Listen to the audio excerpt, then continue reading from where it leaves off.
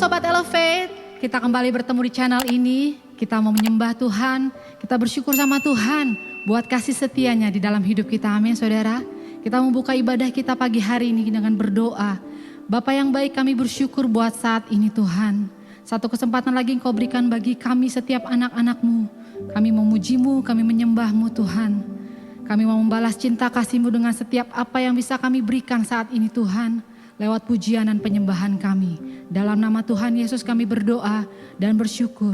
Haleluya. Amin. Besar kasih setia-Mu Tuhan bagi kami. Dan kami tidak dapat membalas itu Tuhan. Anugerah-Mu yang luar biasa Bapa. Karena Engkau Allah kami yang setia. Engkau Allah kami yang adil Bapa. Terima kasih Tuhan.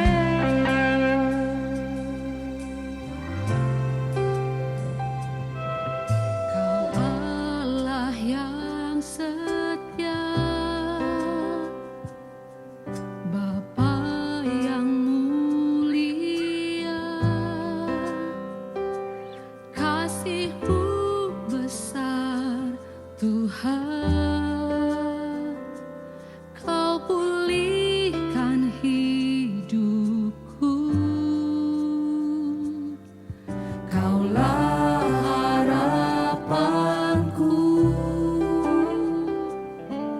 Hidupku dalam-Mu,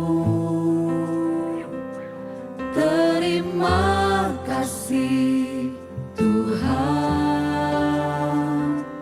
Kau selamatkan hidupku.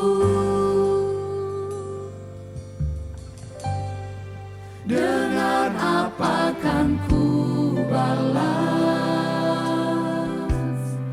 segala kebaikan-Mu?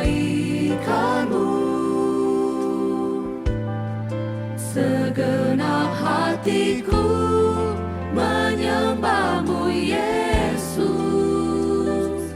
Ku bersyukur padamu selamanya.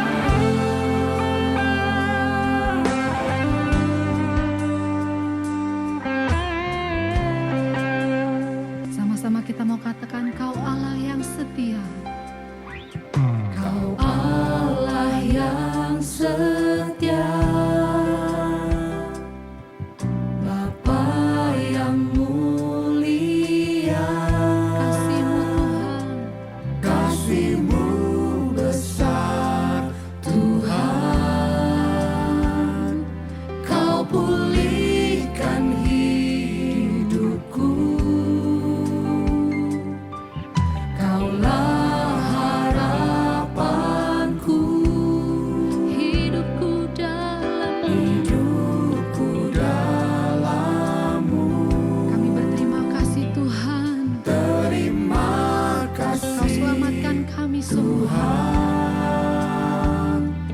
Kau selamatkan hidupku. Dengan apa kan ku balas segala kebaikan-Mu?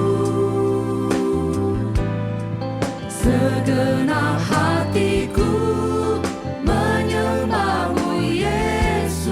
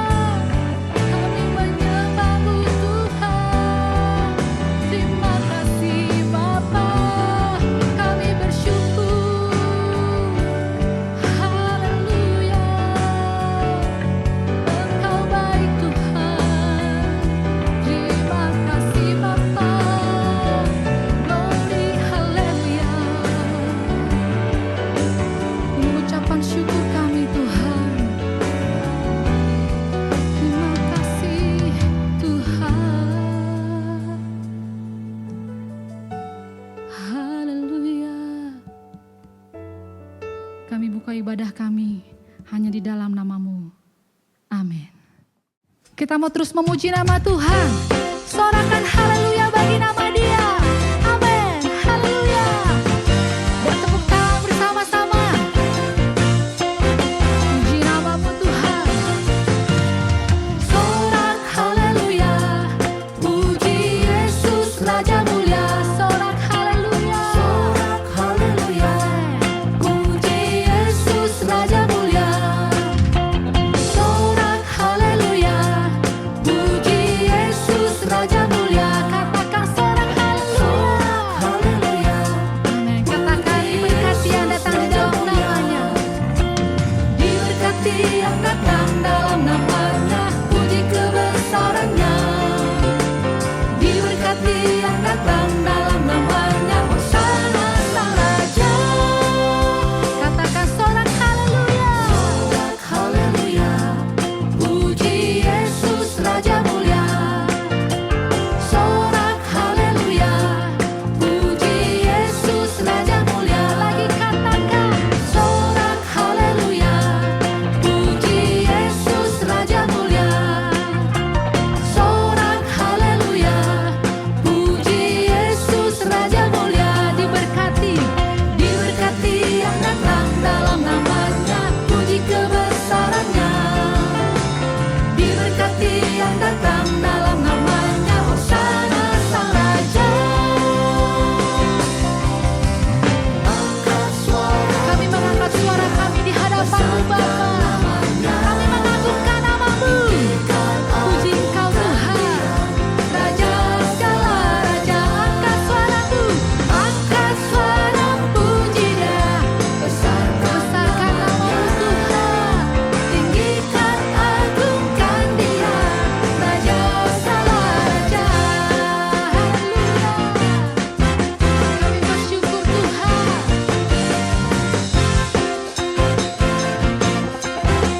Sekali lagi kita mau katakan sorak haleluya. Sorak haleluya. Puji Yesus Raja mulia. Sorak haleluya. Haleluya. Puji Yesus Raja mulia. Raja mulia. Sorak haleluya. Puji Yesus Raja mulia. Raja mulia. Sorak haleluya. Puji Yesus Raja mulia. Katakan diberkatilah. Diberkati yang datang dalam nama. Kami puji kebesaran nama-Mu Tuhan. Diberkati yang datang dalam namanya. Hosana sang Raja. Angkat suara puji Dia. Kami membesarkan nama-Mu. Tinggikan agungkan Dia. Raja segala raja. Angkat suaramu. Angkat suara puji Dia. Besarkan namanya. Tinggikan agungkan Dia. Raja segala raja. Angkat suara puji. Kami mengangkat suara kami Tuhan. Sebab Engkau besar. Tinggikan agungkan Dia. Raja segala raja. Angkat suara puji Dia. Besarkan namanya. Tinggikan agungkan Dia. Raja segala raja. Tinggikan agungkan Engkau Tuhan. Karena Engkau Raja di atas segala raja. Tinggikan agungkan Dia. Raja segala raja. Sama-sama kita mau bertepuk tangan di hadapan Tuhan. Sorakan bagi nama Tuhan. Haleluya. Amin. Shalom Elevate. Kita berjumpa kembali pada hari ini dan kita akan mendengarkan firman Tuhan. Mari kita tunduk kepala dan kita berdoa. Bapa di dalam surga, kami sangat bersuka cita untuk kesempatan hari ini kami dapat mendengarkan firman-Mu. Karena firman-Mu lah yang menjadi pedoman bagi hidup kami. Agar kami dapat hidup tidak menyimpang tetapi kami tetap ada di jalan-Mu. Bapa, urapi hamba-Mu untuk menyampaikan kebenaran-Mu dan kami berdoa agar kebenaran ini membuka, mengubah hati kami dan memberkati kami. Terima kasih ya Bapa, kami mau sambut firman-Mu di dalam satu nama, nama yang terindah, nama Tuhan kami, Yesus Kristus. Amin. Saudara-saudariku, sahabat Elevate yang dikasihi Tuhan, pada saat ini kita masih dalam seri I Am. Dan kita sudah sampai di bagian yang kelima. Bagian kelima ini ada dalam sebuah kisah yang sangat terkenal yang pasti telah saudara ketahui sejak masih duduk di bangku sekolah minggu. Yaitu kisah tentang Lazarus. Dan ini bukan Lazarus pengemis ya, tetapi Lazarus yang dibangkitkan oleh Tuhan Yesus. Sekalipun saya tahu saudara sudah mengenal kisah ini, tapi saya mohon pusatkan perhatian saudara ya. Karena tetap akan ada hal-hal baru yang akan disingkapkan oleh Tuhan sendiri kepada Anda. Dan sekalipun kisah ini panjang, maka untuk kesempatan hari ini kita akan fokuskan perhatian kita kepada pernyataan Yesus. Akulah kebangkitan dan hidup. Saudara-saudariku, sahabat Elevate yang dikasihi Tuhan. Kematian itu adalah misteri yang sudah menjadi pertanyaan bagi manusia di sepanjang zaman. Mari kita lihat salah satu pertanyaan yang sering diajukan oleh manusia. Dalam Ayub 14 ayat 14. Ayub 14 ayat 14. Kalau manusia mati, dapatkah ia hidup lagi? Kalau manusia mati, dapatkah ia hidup lagi? Pertanyaan Ayub ini tetap ditanyakan oleh orang-orang sampai saat ini. Apa yang terjadi setelah manusia mati? Dapatkah manusia hidup lagi? Yuval Noah Harari, dosen Hebrew University of Jerusalem, dalam bukunya Homo Deus, A History of Tomorrow berkata, untuk orang modern, kematian adalah masalah teknis yang dapat dan harus kita atasi.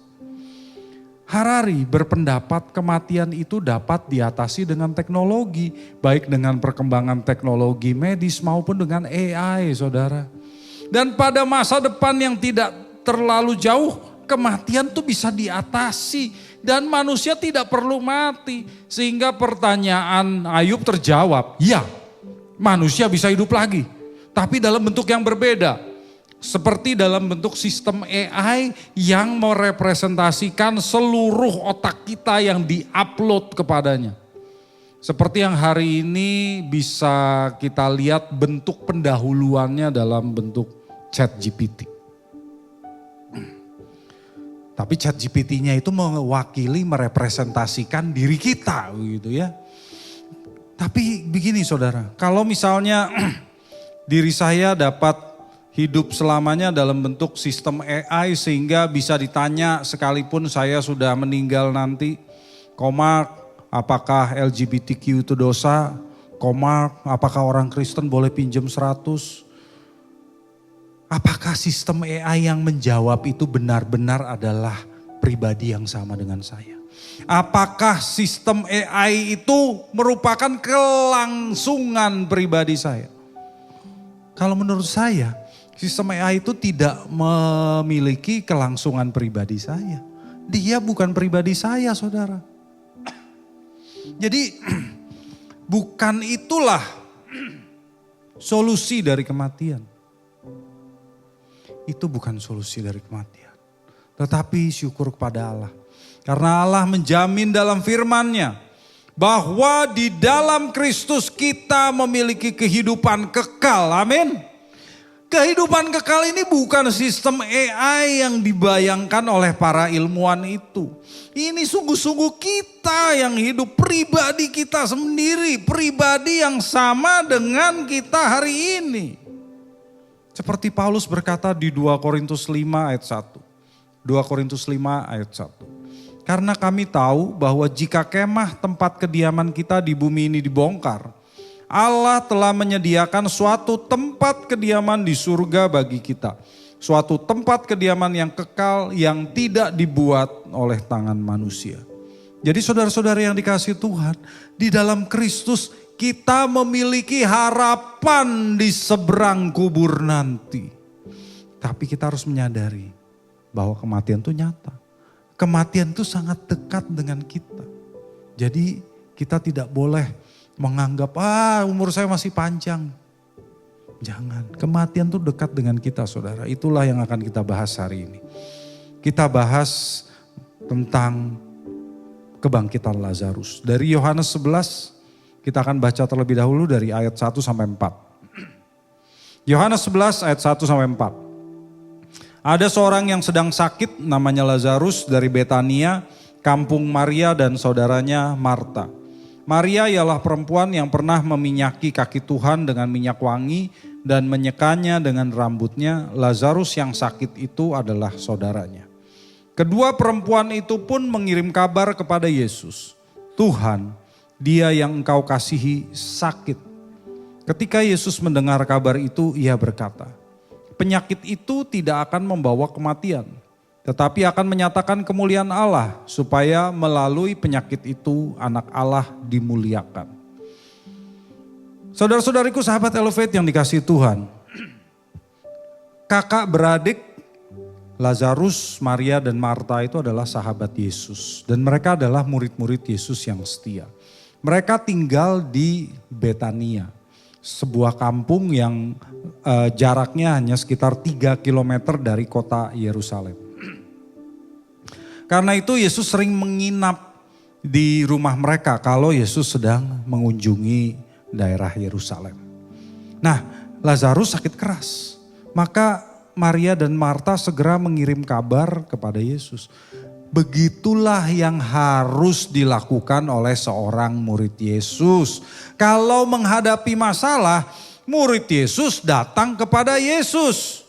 Jadi kalau saudara sakit, apa yang saudara lakukan? Datang kepada Yesus. Kalau saudara menghadapi pencobaan, apa yang saudara lakukan? Datang kepada Yesus. Kalau saudara sedih, datang kepada Yesus. Kalau saudara menghadapi kekhawatiran, datang kepada Yesus. Di sini Maria dan Marta juga sangat mengetahui bahwa Yesus itu sangat berkuasa untuk menyembuhkan orang. Gak ada tuh penyakit yang terlalu berat bagi Yesus. Jadi Maria dan Marta mengharapkan Yesus segera bergegas berangkat ke Betania untuk menyembuhkan Lazarus. Tapi reaksi Yesus berbeda. Dia malah berkata, penyakit itu tidak akan membawa kematian. Nah, kalau saudara mengetahui akhir dari cerita ini, kan tahu bahwa Lazarus mati. Meskipun nantinya bangkit ya, tapi kan dia mati. Mengapa Yesus mengatakan penyakit itu tidak akan membawa kematian? Maksud Tuhan Yesus adalah penyakit ini tidak akan menyebabkan Lazarus mati terus. Karena melalui penyakit ini Yesus sebagai anak Allah akan dimuliakan. Ini juga bisa menghibur saudara yang sakit ya. Jika saudara sakit, bahkan sakit yang tidak dapat disembuhkan, penyakit saudara tidak akan membawa kematian kekal. Kalau saudara memiliki Yesus, maka saudara akan memiliki hidup kekal yang memuliakan anak Allah. Kita lanjutkan. Di ayat 5 dan 6. Yohanes 11 ayat 5 dan 6. Yesus mengasihi Marta dan saudaranya dan Lazarus. Namun setelah didengarnya bahwa Lazarus sakit, ia tinggal 2 hari lagi di tempat ia berada. Aneh ya saudara. Setelah Yesus mendengar Lazarus sakit, dia malah sengaja menunda keberangkatannya ke Yudea. Dan itu karena Yesus mengasihi Lazarus dan kedua saudarinya katanya. Aneh. Tapi kita harus melihat gambaran besarnya. Yesus sengaja membiarkan Lazarus meninggal supaya Lazarus, Maria, Marta dan para murid bisa melihat kuasa dan kemuliaannya. Dan setelah itu iman mereka akan bertumbuh saudara. Maka kalau hari ini saudara menghadapi pencobaan, permasalahan, penderitaan yang tak kunjung berakhir seperti penyakit, kehilangan pekerjaan, ditipu orang, dan seakan-akan Tuhan diam saja. Jangan putus asa. Jangan bertanya-tanya, apakah Tuhan tidak peduli terhadap saya? Apakah Tuhan tidak berkenan terhadap saya? Apakah ada dosa yang menyebabkan Tuhan marah? Jangan seperti begitu. Waktu Tuhan bukan waktu saudara. Tuhan mungkin menunda tindakannya karena dia mengasihi saudara. Seperti dia mengasihi Lazarus. Kalau saudara percaya kepadanya, saudara harus percaya bahwa dalam apa yang dilakukan oleh Tuhan, saudara akan melihat kemuliaannya. Dan itu pasti yang terbaik buat saudara. Amin. Barulah kemudian Yesus mengajak murid-muridnya, ayo kita kembali ke Yudea mengunjungi Lazarus. Sekalipun dia tahu di Yudea itu ada orang-orang yang membenci dia dan menginginkan kematiannya, saudara. Nah, kita lompat beberapa ayat, kita langsung saja sampai ke ayat 17 ya, karena bacaan ini memang panjang. Nanti saudara bisa baca seluruhnya. Yohanes 11 ayat 17 sampai 19. Ketika Yesus tiba, didapatinya Lazarus telah 4 hari berbaring di dalam kubur. Betania terletak dekat Yerusalem kira-kira 3 kilometer jauhnya. Di situ banyak orang Yahudi telah datang kepada Maria dan Marta untuk menghibur mereka berhubung dengan kematian saudaranya. Saudara-saudariku, sahabat Elevate yang dikasihi Tuhan. Karena Tuhan Yesus menunda keberangkatannya. Ketika dia tiba di rumah Lazarus, Lazarus sudah 4 hari dikubur. Ini kondisi yang belum pernah terjadi sebelumnya. Kasus yang berbeda dengan kasus-kasus kematian sebelumnya. Kalau kita tahu Yesus pernah beberapa kali membangkitkan orang mati. Ketika anak Yairus di Markus 5 itu baru meninggal mungkin beberapa jam. Ketika Yesus membangkitkan anak muda di kota Nain ya di Lukas 7 itu baru meninggal paling 1 hari karena anak itu belum dikubur, sedang dalam perjalanan untuk dikubur. Tapi Lazarus sudah 4 hari. Kalau di kalangan Yahudi itu ada takhayul, saudara. Bahwa roh orang mati itu masih ada di sekitar mayatnya sampai 3 hari. Maka Yesus sebetulnya sengaja menunda agar orang-orang Yahudi memastikan bahwa Lazarus benar-benar sudah mati. Dan ini kasus yang belum pernah dilihat orang, belum pernah dilihat bahkan oleh murid-murid Yesus. Saudaraku, orang biasa, orang Yahudi itu meratapi kematian anggota keluarganya selama 7 hari. Itulah sebabnya sekalipun Lazarus sudah 4 hari dikubur, orang-orang masih datang untuk menghibur Marta dan Maria. Jadi perhatikan ya, kali ini mujizat Yesus itu tidak tersembunyi dari orang banyak. Beberapa kali kan Tuhan Yesus kalau membuat mujizat selalu berkata, jangan kasih tahu siapa-siapa. Di sini mujizat besar ini dilakukan di depan orang banyak. Justru orang itu menyaksikan apa yang dilakukan oleh Yesus secara terang-terangan. Coba kita lihat ayat 20 sampai 24. Ayat 20 sampai 24. Ketika Marta mendengar bahwa Yesus datang, ia pergi mendapatkannya. Namun Maria tinggal di rumah. Lalu kata Marta kepada Yesus, Tuhan, sekiranya engkau ada di sini, saudaraku pasti tidak mati. Namun sekarang pun aku tahu bahwa Allah akan memberikan kepadamu segala sesuatu yang engkau minta kepadanya. Kata Yesus kepada Marta, saudaramu akan bangkit. Kata Marta kepadanya, aku tahu bahwa ia akan bangkit pada waktu orang-orang bangkit pada akhir zaman. Saudara-saudariku yang dikasihi Tuhan, mendengar Yesus datang, Marta itu langsung mendapatkan dia. Kita tahu bahwa Marta ini perempuan yang cekatan. Langsung dia lari menemui Yesus. Dan dengan tetesan air mata Marta berkata kepada Yesus, Tuhan, sekiranya engkau ada di sini pasti saudaraku itu tidak mati. Marta percaya kepada Yesus loh. Marta beriman loh kepada Yesus. Tapi ada kesalahan. Kesalahannya apa? Marta kecewa bahwa Yesus tidak hadir secara fisik. Ya. Dan juga sekiranya, kata Marta. Bukankah ini juga menjadi pertanyaan bagi kita? Tuhan, sekiranya Engkau menolong sehingga hal buruk ini tidak terjadi. Kita juga begitu kan? Loh, gimana kita tahu? Jangan berpikir sekiranya loh. Marta di sini salah. Dia menyalahkan Tuhan. Menyalahkan diri sendiri saja tidak sehat, apalagi menyalahkan Tuhan. Dan memangnya kalau Tuhan Yesus harus datang secara fisik baru menyembuhkan? Kan enggak juga. Jadi sekiranya ini salah, saudara. Di ayat 22, Marta memang masih percaya bahwa Yesus bisa melakukan apapun, terutama untuk menghiburnya dan menghibur Maria. Tapi dia tidak terpikir bahwa Yesus akan membangkitkan Lazarus di hari itu. Seperti terlihat di ayat 24. Ketika Yesus berkata, saudaramu akan bangkit. Apa kata Marta? Marta hanya percaya bahwa sebagai pengikutnya yang setia, Yesus pasti mengingat Lazarus sehingga dia akan bangkit pada akhir zaman.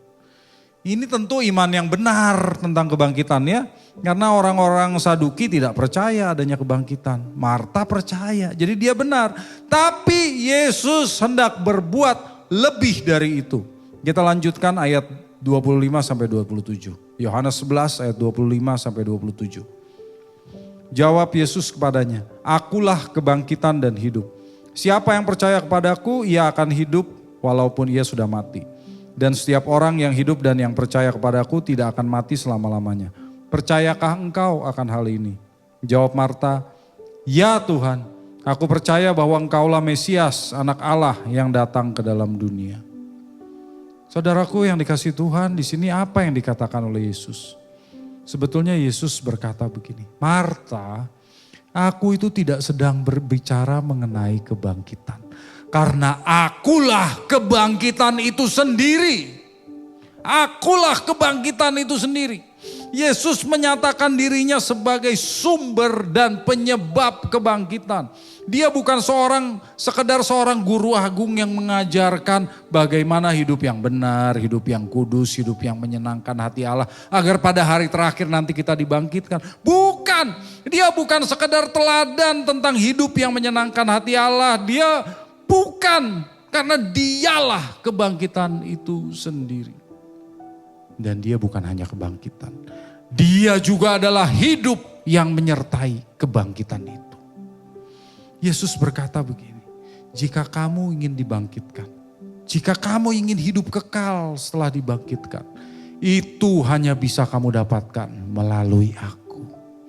Tanpa aku tidak ada kebangkitan, tanpa aku tidak ada kehidupan, tanpa aku tidak ada yang menyelamatkan kamu dari kematian, dan tanpa aku kamu akan berakhir dalam kebinasaan. Yesuslah kebangkitan dan hidup itu sendiri. Tapi gimana dengan Bapa, Pak? Bapa kan sumber hidup kekal. Iya, Bapa memang sumber hidup kekal, tapi ingat, orang-orang Yahudi juga percaya kepada Bapa sebagai sumber hidup kekal. Tapi mereka menolak Yesus. Mereka tidak percaya kepada Yesus. Hasilnya apa? Mereka binasa, saudara. Orang tidak bisa percaya kepada Bapa, tapi tidak percaya kepada Yesus. Tidak bisa. Dan di sini Tuhan Yesus menantang Marta. Percayakah engkau akan hal ini? Percayakah engkau bahwa aku adalah kebangkitan dan hidup? Marta menjawab, ya Tuhan, aku percaya bahwa engkaulah Mesias, anak Allah yang datang ke dalam dunia. Ini menunjukkan bahwa Marta percaya bahwa hanya Yesuslah yang sanggup melepaskannya dari kematian. Karena kenapa? Percaya bagi orang Yahudi itu bukan cuma persetujuan akali, melainkan mempercayakan diri kepada apa yang dipercayai. Artinya dengan pengakuan Marta, Marta bersedia mempercayakan keselamatan kekalnya kepada Yesus. Pernyataan Marta itu bukan sekedar persetujuan bahwa Yesus itu memang Mesias anak Allah, bukan. Maka saudara-saudari yang dikasihi Tuhan, kita pun harus menyadari bahwa bagi kita untuk memperoleh kebangkitan dan kehidupan kekal, kita harus punya pengakuan seperti Marta. Dan bukan hanya pengakuan di bibir. Kita harus menyadari bahwa Yesus sungguh-sungguh adalah Tuhan kita. Bahwa Yesus sungguh-sungguh adalah Kristus, Dia adalah Mesias bagi kita. Dan jika Yesus sungguh-sungguh anak Allah yang turun ke dalam dunia bagi kita, maka kita harus bersedia mempercayakan diri kita kepadanya. Artinya kita menyadari bahwa kita tidak sanggup menyelamatkan diri kita sendiri. Sama seperti kita tidak sanggup membangkitkan diri kita sendiri dari kematian. Iya Pak, mana ada orang yang sanggup bangkit sendiri dari kematian. Tapi banyak loh orang yang hidup seperti mereka dapat bangkit sendiri dari kematian. Apa buktinya? Mereka berpikir dengan perbuatan baik mereka, tanpa Yesus pun mereka bisa dibangkitkan dan bisa memperoleh hidup kekal. Orang Yahudi berpikir demikian loh. Mereka pikir sanggup hidup kudus, sanggup menyenangkan hati Allah. Kita punya Taurat, kita lakukan Taurat, selesai kita hidup kudus. Jadi mereka tidak perlu mengakui Yesus sebagai Tuhan, anak Allah, Mesias. Nggak perlu. Kalau lakukan Taurat dengan baik, hidup benar, Allah akan membangkitkan kita. Allah akan memberikan hidup kepada kita. Orang Kristen hari ini juga banyak yang meniru cara hidup orang Yahudi itu, saudara. Karena kita tahu caranya nggak seperti itu. Tidak ada cara lain selain Yesus yang adalah kebangkitan dan hidup. Hanya dengan mempercayakan diri kepada Dialah kita akan hidup walaupun kita mati. Hanya dengan mempercayakan diri kepada Dialah kematian hanya menjadi perubahan status dari kehidupan fana jadi kehidupan kekal. Hanya dengan percaya Dialah kematian itu jadi tidak menakutkan, saudara. Bukan dengan berbuat baik, hanya dengan percaya kepada Yesus baru kita memperoleh kebangkitan dan hidup. Kita lanjutkan ayat 28 sampai 35. Yohanes 11 ayat 28 sampai 35. Sesudah berkata demikian, ia, Marta ya maksudnya, pergi memanggil saudaranya Maria dan berbisik kepadanya, "Guru ada di sana dan ia memanggil engkau." Mendengar itu Maria segera bangkit lalu pergi menemui dia. Namun waktu itu Yesus belum sampai di kampung itu, ia masih berada di tempat Marta menjumpai dia. Ketika orang-orang Yahudi yang bersama-sama dengan Maria di rumah itu untuk menghiburnya, melihat bahwa Maria segera bangkit dan pergi keluar, mereka mengikutinya. Karena mereka menyangka bahwa ia pergi ke kubur untuk meratap di situ. Setibanya Maria di tempat Yesus berada dan melihat dia, sujudlah ia di depan kakinya dan berkata kepadanya, "Tuhan, sekiranya engkau ada di sini, saudaraku pasti tidak mati." Ketika Yesus melihat Maria menangis dan juga orang-orang Yahudi yang datang bersama dia, kesallah hatinya, ia terguncang dan berkata, "Di manakah kamu baringkan dia?" Jawab mereka, "Tuhan, marilah dan lihatlah." Lalu menangislah Yesus. Saudara-saudariku yang dikasihi Tuhan, sekalipun tidak dituliskan secara eksplisit di sini, saya percaya bahwa Yesus menyuruh Marta untuk memanggil Maria. Maria sebelumnya memang tidak mengikuti Marta menjumpai Yesus ya, karena Maria begitu terpukul dengan kematian Lazarus. Padahal ingat ya, Maria pernah dipuji oleh Tuhan Yesus karena Maria mau duduk di kaki Yesus dan belajar sebagai muridnya. Jarang loh ada murid perempuan di zaman itu. Hanya Yesus Rabi yang mau menerima murid perempuan. Yesus berkata, Maria telah memilih bagian terbaik yang tidak akan diambil darinya. Itu di Lukas 10 ayat 42. Nah, karena Marta memberitahu bahwa Yesus ingin menemuinya, barulah Maria bangkit dan pergi kepada Yesus. Tapi ternyata Maria berkata sama seperti Marta. Sambil menangis dia berkata, "Tuhan, sekiranya engkau ada di sini, saudaraku pasti tidak akan mati." Orang-orang Yahudi yang ikut bersama Maria sama-sama menangis. Itulah yang membangkitkan emosi yang mendalam dalam hati Yesus. Terjemahan baru edisi kedua menerjemahkan bahasa Yunaninya di sini dengan baik. Bahwa Yesus menjadi kesel dan terguncang. Itu betul, tidak seperti yang dikatakan oleh terjemahan baru edisi 1. Yang mengatakan bahwa Yesus itu masgul itu susah hati. Dan terharu, enggak. Yang betul apa? Yesus kesal dan terguncang. Mengapa Yesus kesal? Apakah Yesus marah kepada Maria yang diharapkannya bisa bereaksi lebih baik dibandingkan Marta? Apakah Yesus marah kepada Maria karena Maria ternyata menyalahkannya juga? Apakah Yesus marah kepada Maria karena kenapa reaksi Maria itu seperti itu? Apakah Yesus marah kepada orang-orang Yahudi yang berkumpul untuk menghibur Maria dan Marta? Tidak, saudara. Yesus tidak marah kepada seorang pun. Yang membuatnya kesal bukan manusia. Yang membuatnya kesal adalah musuh yang harus dikalahkannya. Apakah itu? Itulah kematian. Itulah maut. Coba kita lihat 1 Korintus 15 ayat 26. 1 Korintus 15 ayat 26. Musuh yang terakhir yang dibinasakan ialah maut. Saudaraku, Yesus membenci kematian. Karena kematianlah yang membuat orang-orang itu menangis. Karena kematianlah yang membuat orang-orang itu berduka cita. Karena kematian itu telah masuk ke dunia akibat dosa Adam. Karena kematian membuat banyak orang binasa dalam api kekal. Yesus ingin membinasakan kematian itu secepat mungkin. Maka reaksi yang terlihat darinya adalah tetesan air mata. Perhatikan saudara. Kata yang digunakan di sini beda. Kata yang dipergunakan dalam bahasa aslinya untuk Maria dan orang-orang Yahudi yang mengikuti Maria adalah kleo. Kleo artinya menangis meraung-raung. Sementara yang digunakan untuk Yesus adalah zakrio.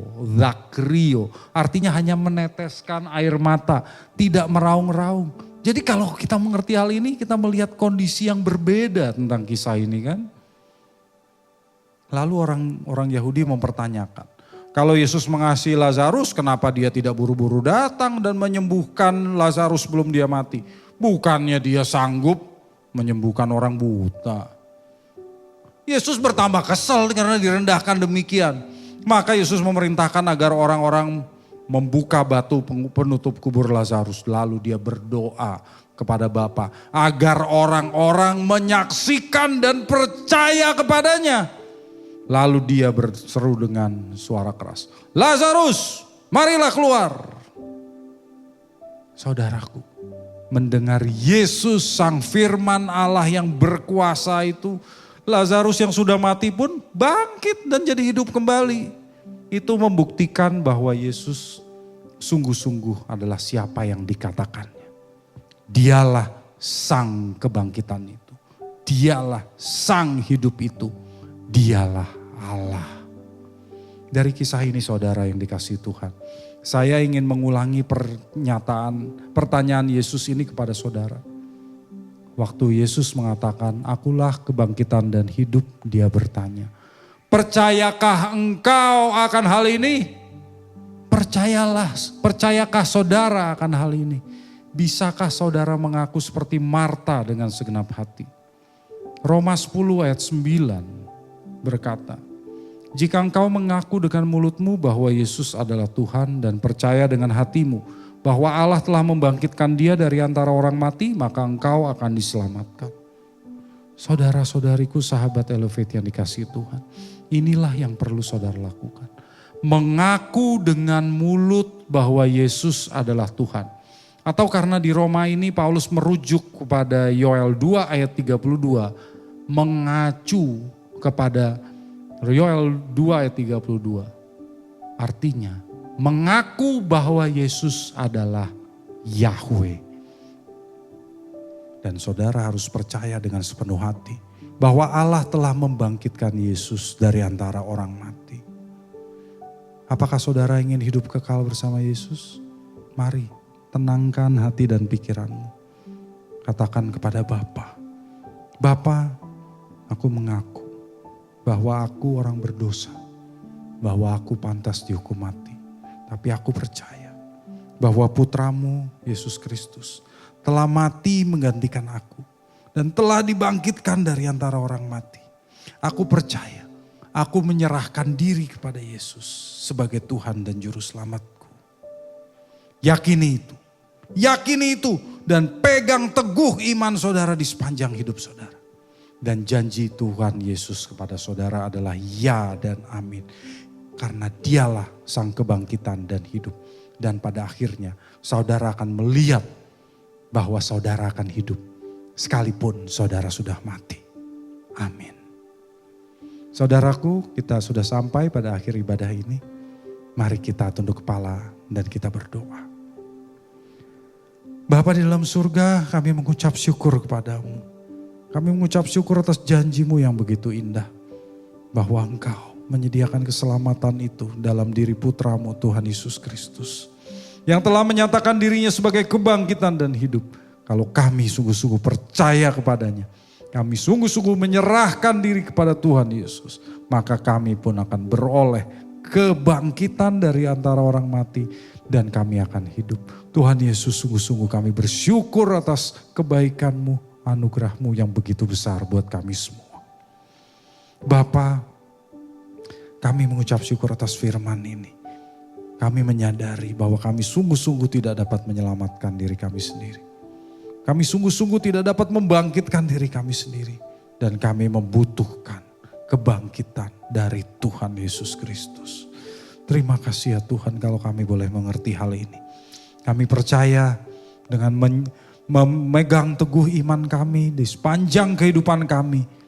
Iman kami kepadamu ya Tuhan Yesus. Kami akan Kau terima dalam kerajaan kekalmu. Engkau akan menyambut kami dan kami pun akan memperoleh sukacita yang kekal di surga yang mulia bersama denganmu. Terima kasih ya Tuhan atas kebenaran ini. Bapa, biarlah Engkau tanamkan firman-Mu dalam hati kami. Roh Kudus, terangi akal budi kami. Dan biarlah kami boleh terus memegang firman ini. Kami percaya bahwa hanya Tuhan Yesus satu-satunya kebangkitan dan hidup kami.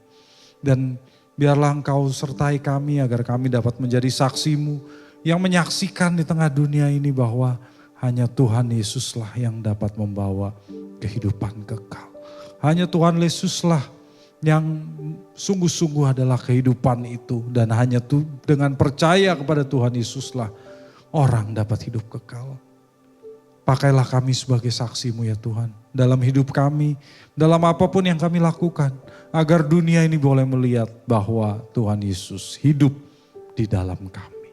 Terima kasih ya Bapa. Bapa, biarlah Engkau berikan hikmat-Mu untuk kami yang mempunyai masalah dan persoalan, kami yang sakit, yang mengalami masalah keluarga dan masalah-masalah lain yang menyusahkan hati kami. Biarlah Engkau berikan Roh Kudus-Mu agar kami mengerti apa kehendak-Mu dalam kehidupan kami. Karena kami percaya dan kami tahu bahwa dalam setiap kesusahan dan masalah yang Kau izinkan terjadi dalam hidup kami, Engkau baik. Engkau akan menyediakan jalan keluar. Dan Engkau mengizinkan ini terjadi untuk membentuk hidup kami, menggarap hidup kami agar kami semakin serupa dengan Tuhan Yesus Kristus. Untuk itu kami bersyukur kepadamu ya Tuhan. Terima kasih ya Tuhan untuk penyertaan-Mu dalam ibadah ini dari awal hingga akhirnya. Biarlah Engkau berkati semua sahabat Elevate yang mengikuti ibadah ini. Mari sahabat Elevate yang dikasihi Tuhan, arahkanlah hatimu kepada Tuhan. Angkatlah kedua tanganmu dan terimalah berkat dari Allah Tritunggal. Terimalah cinta kasih yang sempurna dari Allah Bapa di surga. Rahmat berkat anugerah dari Tuhan Yesus Kristus, Sang Kebangkitan dan Hidup itu. Dan persekutuan yang manis dengan Roh Kudus yang terus beserta dengan kita semua. Mulai saat ini sampai selama-lamanya. Mari sama-sama yang diberkati katakan amin. Demikianlah ibadah kita, saudara-saudariku yang dikasihi Tuhan. Kita akan berjumpa pada kesempatan yang lain. Jangan lupa subscribe channel Live by Faith dan nyalakan lonceng notifikasinya. Serta sebarkan video ini kepada saudara-saudari yang saudara kasihi. Kita akan jumpa kembali. Tuhan Yesus memberkati. Bagi saudara-saudari yang terpanggil untuk mendukung pelayanan Elevate dapat memberikan persembahan ke rekening BCA nomor 319 025 1585 atas nama GBI The City Tower. Terima kasih atas persembahan saudara, Tuhan Yesus memberkati. Elevate Sunday Service diadakan setiap hari Minggu pukul 14 waktu Indonesia Barat, mulai tanggal 4 Februari 2024, di The City Tower lantai 3, Jalan MH Tamrin nomor 81, Jakarta Pusat. Kami mengundang saudara-saudari untuk dapat menghadirinya.